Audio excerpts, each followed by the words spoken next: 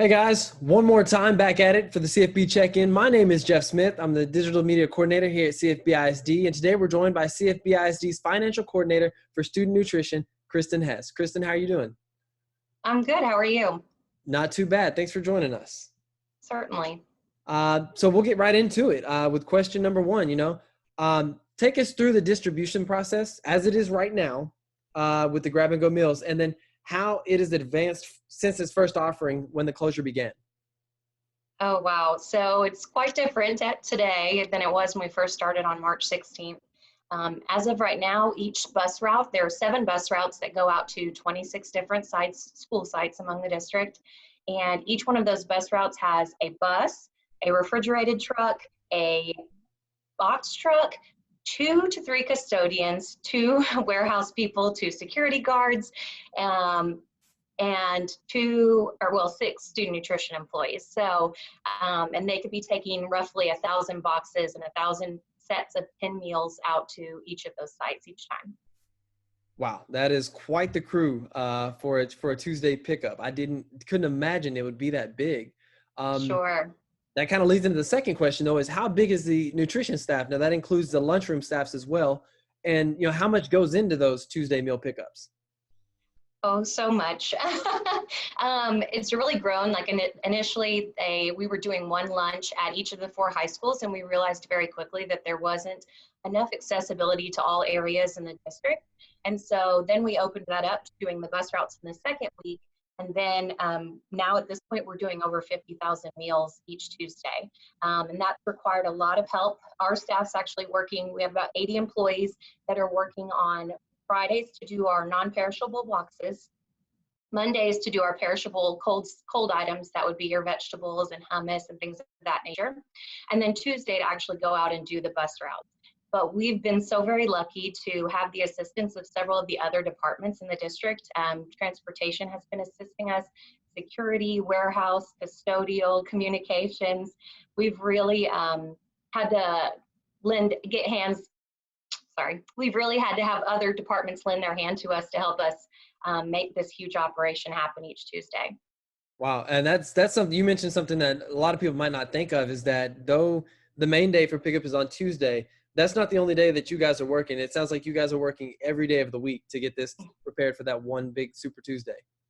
Certainly. All these other departments that I just mentioned, transportation, our department, security, the very nature of our jobs is really to work kind of behind the scenes, but in this closure, we've been called to the front lines. And I think our department, along with those others, have all really stepped up and risen to that challenge. Well, you've laid out how big the operation is that goes into all of this, but with an operation that big, what have been some of the challenges that you've faced during this time, and how have you kind of overcome those? Well, certainly our initial challenge was how do we limit exposure? Not just exposure for the community and the children, but also exposure for our staff in the student nutrition department and security and transportation. And so as we've had to kind of get that exposure to a very minimum, we've also been trying to expand accessibility across the district so that we can feed more students. And that's really where the bus routes and the Tuesday, single day of the week kind of came from. And also had issues with food availability because certainly all the school districts in this area are using the same distributors, which means we can't get access to all the food products that we prefer to have at this time. And so we're having to sub things in and out. One other challenge I would say is that our staff has really, had to put themselves out there and see a lot of exposure that other people are terrified to have.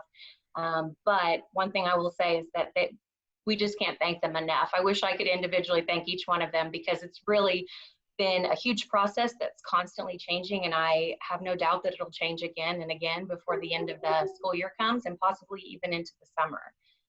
So just a huge thank you to our staff, and I hope that they all know that the gratitude is there for all the hard work they're doing. Well, it seems like your department mirrors what a lot of the teachers and other administrators are saying, is that you guys have run into some challenges early on in the stages, but you've found a way to overcome and move on from those, making them a thing of the past. Certainly, and we couldn't have done it without our employees and the help of those other departments I mentioned. We'll move on. This is the final question, but it's also one of the questions that I like to ask a lot. I asked the teachers, I've asked other administrators, what has been the best moment that you've had during, one of these grab and go meal pickups, or maybe during the preparing the meals? What's been one of the best moments you've had during that? So I would say early on in one of the earlier weeks when we didn't have all of the help that we currently have, there was a day where we were doing our bus route, and I was out on the bus route, and we'd been standing out in the sun for about 4 hours just roasting. And we had gotten to our last site, and we knew that we were running low on boxes and food. And so we wanted to make sure that everyone still at least got enough food to feed their families for that day. And so we went down to just giving 1 box per car, so that we could make sure everyone got a box or at least some food. And there were a lot of cars that were disappointed and frustrated and angry at that point. And right about that time, a car pulled up with a sign that said, "Thank you for the food, God bless you." And I just know it turned all of our days around. It made us really feel appreciated and made our hard work seem worth it so much for those families that really need it. And that's all. That's awesome gesture by that family. I mean, like you mentioned, a lot of us during these times have been going through. These are uncharted waters. We've never been in a situation like this, and it's been extremely tough on some of us. But it's glad to hear that there are still people out there that are truly nice and warming and thankful of the services that we're trying to provide for them. Sure. It's been really nice to know that. I know there are so many awful things happening, people losing their jobs and people needing food and more assistance. And we're just so grateful that we can help our community and try and fulfill that need, and hopefully alleviate a little bit of the anxiety and the stress around this whole environment that we're in right now. So we are grateful for that opportunity. Amen. Well, Kristen, it's been great having you on. Thanks for taking time to come speak with us today, and hopefully we'll get to hear from you in the near future. Sure. Thank you.